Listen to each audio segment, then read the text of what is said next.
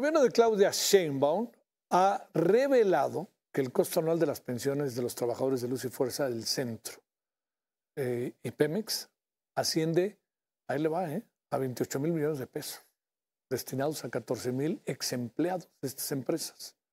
Estas pensiones consideradas exorbitantes, así pusieron la palabra exorbitantes, fueron heredadas de la pasada administración y representan una carga significativa para las finanzas públicas.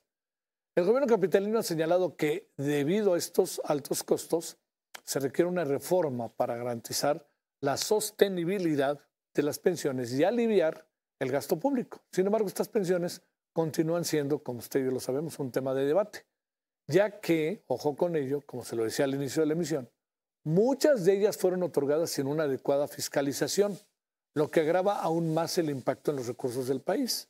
Y muchas de ellas tienen que ver con la política, tienen que ver con ceder para, ya saben, ¿no? Para que los trabajadores no se vayan a rebelar, cosas de ese tipo, y también para pues, vengan a votar por nosotros, ¿no? Las nuevas reglas de la modalidad 40 del IMSS permiten que los trabajadores puedan aumentar significativamente el monto de su pensión al momento del retiro. A partir de este año se permite realizar aportaciones más altas, lo que fortalece el fondo de pensión individual y genera mayores beneficios a largo plazo. Además, los trabajadores tienen mayor flexibilidad en el salario base de cotización, lo que les permitirá elegir una base más alta para sus aportaciones, aumentando así el monto de la pensión, aunque se endurecerán algunos requisitos para acceder a la jubilación. Los beneficios son mucho más atractivos. Bueno, ¿qué ha pasado? Que desde este año el ISSSTE lleva a cabo una revisión exhaustiva de las pensiones que superan el límite legal de 33,000 pesos al mes, estableciendo un control más riguroso sobre los montos otorgados. Esta medida busca garantizar que las pensiones otorgadas sean justas y que no se excedan los límites establecidos por la ley. El objetivo es optimizar el uso de los recursos del sistema de pensiones y evitar que se destinen fondos en exceso a pensiones que no cumplen con los requisitos legales y que afecta principalmente a las pensiones más altas. Se busca corregir posibles discrepancias, mantener un equilibrio en el sistema pensionario. Los beneficiarios que superen este umbral pues deberán estar preparados para una revisión detallada de su situación. Y además le diría otra cosa. También pónganlos en 33,000 pesos la pensión. ¿Me van a ofrecer los servicios de salud que requiero? ¿Me van a ofrecer los servicios, pues yo diría, de mi casa, de agua, etcétera? Esa es la otra. Porque si no, la pensión se empieza a ir en cosas en las que uno dice, pues no, que yo tengo todos estos servicios que no se ofrecen, En la mayoría de los casos no se ofrecen. Bueno, Gerardo López es experto en pensiones por la Universidad Panamericana. Gerardo, gracias. Como siempre, muy buenas noches. ¿Cómo te ha ido? Javier, muy buenas noches. Muchas gracias, a tus órdenes. Gracias por tu participación. Con todo gusto. Oye, digo, no voy a decir que los trabajadores no se lo merecen, etcétera. No vamos a andar ahí en esas cosas, pero pues en cuanto a 1 millón de pesos me parecen exorbitantes, ¿no? ¿O no? Es más de lo que ganaban. Javier. Sí, Javier, efectivamente. Pero mira, valdría la pena ver un poco el contexto amplio del problema que presentó hoy la presidenta Sheinbaum. A ver. Porque sí, efectivamente, en el cuadro que se informó en la mañana, se hablaba de una persona con una pensión de algo así como de 1 millón de pesos. Una persona, ¿no? Entonces, me parecería que primero, es un anuncio un poco, digamos, exagerado en cuanto al problema tan grande que tenemos en nuestro país con el tema de las pensiones, ¿no? Este gasto que se comentaba esta mañana sobre las llamadas pensiones millonarias, básicamente se refería a las de Pemex y a las de la Compañía de Luz y Fuerza en liquidación. En los dos casos se habló de más o menos para Luz y Fuerza 14,000 pensionados y para Pemex 22,300 pensionados de confianza, con un total de gasto de pensiones para ese grupo de 53,000 millones de pesos. Si nosotros comparamos cuál es el gasto total en pensiones actual, anual del sector público, pues nos quedamos muy abajo frente a esa cifra. Son más de 2 billones de pesos que se gastan en pensiones en el sector público. Entonces, este programa de revisión de las pensiones millonarias, pues se queda muy cortito frente al gran tamaño de las pensiones. Ese es el primer tema. El segundo tema que tiene que ver y relacionado con esta revisión que se está haciendo, que digamos no es criticable, pero lo que significa es revisar cómo es que, decía la presidenta, en el periodo neoliberal se otorgaron en algunos casos pensiones tan altas como la que se señalaba aquí, pero no es el promedio el que se señaló, sino es mucho más bajo. Y vale la pena señalar que siempre las pensiones se otorgan al amparo de pues planes de contratos de trabajo, ¿no? Ya sea contratos colectivos o contratos individuales de trabajo en el sector público, y en ocasiones esas pensiones pudieran ser criticables por el monto. Sin embargo, tenemos que ver que al analizar a quién se le están otorgando, pues siempre se otorga a trabajadores que prestaron servicios. Ahora, si los servicios que se prestaron no son del tamaño de la pensión que se estaba otorgando, pues se podría hacer esa revisión. Sin embargo, ahí lo que estamos hablando es de afectación de derechos ya adquiridos de un trabajador. Claro. Acuérdate que para tener el derecho a una pensión debes ser trabajador y debes reunir los requisitos que se establecen o en la ley o en las condiciones específicas de trabajo de esa entidad, ya sea Pemex, Comisión Federal en otro caso, o Compañía de Luz y Fuerza, o otras universidades, ¿no?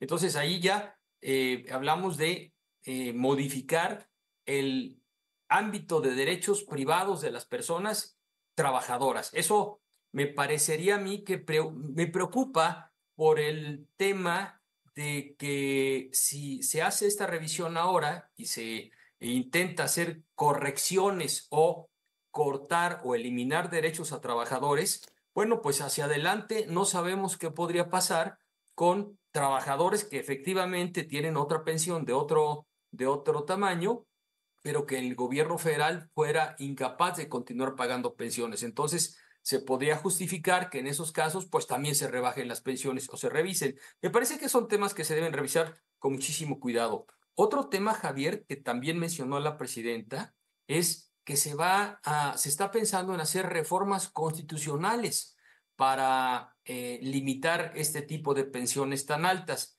lo cual nos obliga a señalar que estas reformas tendrían que ser hacia adelante, pero Sí. no para cortar los derechos adquiridos de trabajadores. Y no estoy defendiendo a quien tenga una pensión tan alta.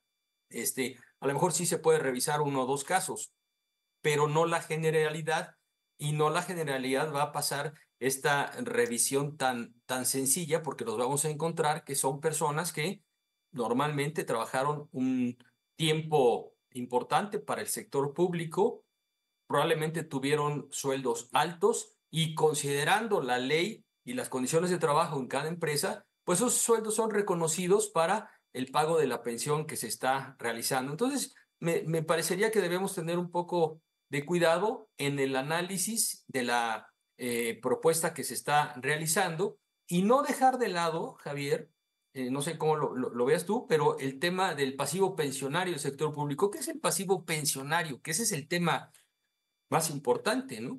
El pasivo pensionario es este conjunto de compromisos que tiene el gobierno, en este caso el gobierno, Ujú. por el pago de pensiones hacia adelante. No quiere decir cuánto se está gastando al día, sino que hoy el gobierno federal ya tiene una relación de personas, así una listita de personas con nombre y apellido perfectamente identificadas, que sabe cuándo tiene que pagar pensiones, pero no sabe cuándo va a acabar de pagar esas pensiones, sino que esas pensiones van a ser, como son vitalicias, pues hasta que esas personas vivan. Y eso se llama pasivo pensionario. Y ese es un pasivo altísimo. Sí. ¿Sabes, Javier, de qué tamaño es? ¿No? Casi del 100% del Producto Interno Bruto del país. Eso es lo que se debe de pensiones que ya Wow. se van a pagar. No son personas que van a tener, aquí hablamos de personas que ya están vivas y que tienen el derecho a ello. No son algunas que se van a inscribir, que van a nacer, que se van a ingresar, que van a ingresar al sector público. No, son personas que ya tienen derecho a cobrar pensión. Creo que ese es el tema importante en el tema de pensiones y creo que el gobierno debería entrarle ahí. Y esto es tan grave que si continúa el gasto de pensiones de este tamaño, considerando este pasivo pensionario, estábamos haciendo algunas revisiones que no pasa allá del año 2035, es decir, dentro de 10 años, cuando va a existir un problema real en el país, en donde por tal cantidad de dinero que se tiene que pagar por pensiones, no va a haber ya con qué gastar en el gobierno para soportar todos sus otros compromisos, incluso laborales. Así de grave es el tema pensionario en nuestro país y así lo deberíamos analizar. Creo que si se abre la puerta para revisar este pequeño puntito que no representa en realidad nada, porque ¿sabes cuánto es? El 0.5% del problema del que estamos hablando, Sí. lo que se comentó hoy en la mañanera. Pero, si se va a abrir, bueno, pues entonces sí, se tiene que hacer público este gran problema para el gobierno mexicano y que en el fondo es para todos los mexicanos, porque pudiera llegar a ser el caso que en algunos años, ya como sucedió en Grecia, no sé si tú recuerdas, hubo un momento en donde el país no tenía con qué pagar nada y Sí, menos pensiones. sí, sí, Y sí. los cajeros estaban llenos de personas adultas, de adultos mayores, tratando de sacar con su tarjeta y les devolvían un papelito, decía no había dinero. Sí. Y entonces hubo un problema muy serio en Grecia en aquel momento y no hace mucho de eso, no hace mucho. En Bueno, tema de pensiones, hablar de 10, 15 años es un tema, un plazo muy cortito, ¿no? sí, Bueno, sí, sí. aquí estamos hablando de 10 años, Javier. Bueno, y luego los griegos hicieron los Juegos Olímpicos, que también fue un gasto ahí brutal, si te Brutal. acuerdas, ¿no? Oye, a Es ver, correcto. déjame plantearte, Gerardo, la razón por la cual, entendiendo muy bien la relatividad del problema que hoy nos dieron, ¿no? Que esto es muy importante porque lo vimos, fíjate, nosotros pusimos exorbitantes en el título porque fue la palabra que utilizaron, ¿no? Así es. Pero viéndolo en perspectiva, esto adquiere otra dimensión. A ver, ahora te pregunto, las razones por las cuales estas cantidades tan altas, mucho mayores por mucho de lo que ganaban al mes los trabajadores, no estoy diciendo que quede claro, no es políticamente incorrecto, es más bien la definición de las cosas. Te Correcto. pregunto, Gerardo, ¿por qué se llegó a esas conclusiones de pagarles eso? ¿Cuáles fueron las razones económicas, pero sobre todo políticas de pagarles eso? Porque no fue solamente o Peña Nieto, o Fox, o Salinas, sino fue también López Obrador. Sí. Sí, correcto. Bueno, las razones, creo que valdría la pena otra vez ver el número de personas que la presidenta dijo, ¿no? Ajá. Mencionaba. Cuando yo revisé el cuadro, los menores casos eran de estas pensiones altísimas, pero eran no más de 100 o 200 personas, Javier. El grueso eran 7, 8 mil en Luz y Fuerza, y más o menos igual bueno, un poco más, 14 mil en Pemex. Sin embargo, ahí la respuesta sería, bueno, en esos casos específicos tenemos que ver qué compromiso se adquirió para pagar una pensión de ese tamaño, pero pudiéramos encontrarnos algunas respuestas que nos van a sorprender. Pudiera ser un trabajador que durante toda su vida trabajó en Pemex con altos ingresos, por trabajar en plataformas, por ejemplo, que tienen sueldos mucho más altos porque representan un riesgo altísimo y por lo tanto se pudo haber premiado ese trabajo de alto riesgo durante tantos años. Pero esos datos específicos no los conocemos porque no se dieron a conocer. Por supuesto, no quiero dejar de lado algunos otros compromisos que probablemente fueron compromisos políticos o con líderes sindicales o con directores de empresas o personas muy bien relacionadas, pero que también eran empleados del sector público, en donde se les reconoció un sueldo sin tener toda la antigüedad necesaria, pero son los menores casos, Javier. Oye, a ver, la otra, el mundo entero está en este problema, todos. Correcto. Brasil trae un problemón con el tema. Correcto. Argentina, y ya sabes, con este presidente estridente trae. Chile trae otro problema. ¿Hay manera de resolverlo o no? Porque para México ya lo traíamos, pero como que cada vez estamos siendo más conscientes de lo Así que es. se ve venir, porque la población se está avejentando. Ese es el tema. El tema, especialmente en México, es un compromiso demográfico que está cambiando ya. Si esta conversación lo hubiéramos tenido hace 30 años, Javier, ¿Sí? o a lo mejor lo platicamos hace 25, diríamos, falta mucho porque tenemos una población joven, trabajadora, que está impulsando al país hacia adelante, ¿no? Hoy ya pasaron 25 años de la creación de un nuevo sistema ahora para el retiro en México y esos que eran jóvenes en aquel momento hoy tienen 50 y 55 años. Es decir, están a pocos años de llegar a ser adultos mayores, a la edad de llegar a la edad de vejez y tener los derechos pensionarios. Y esa población esa población se va incrementando ya. Vamos a tener más adultos mayores que jóvenes en nuestro país. Lo que teníamos, este bono demográfico pues se agotó para México, ya no existe, y ahora tenemos que hacerle frente a esta problemática.